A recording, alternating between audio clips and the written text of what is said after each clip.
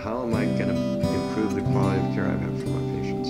Even if it wasn't a dollar figure, it is the,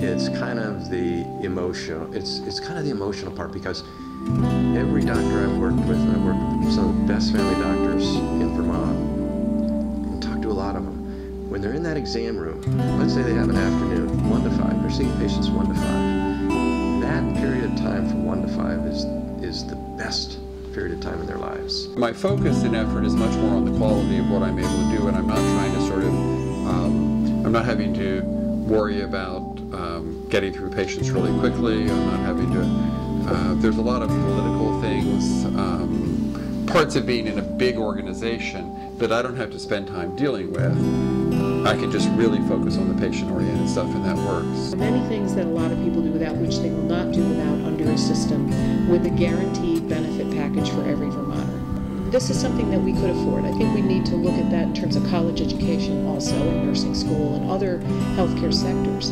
But we certainly, if we invest in these things, then we can look at what sort of infrastructure do we want in our healthcare system, and I think we do need to look more at investing more in primary care.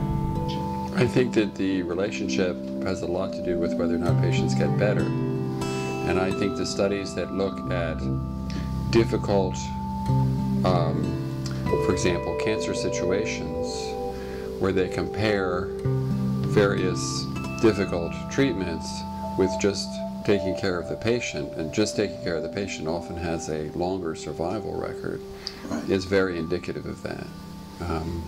So yeah, I think the relationship is everything.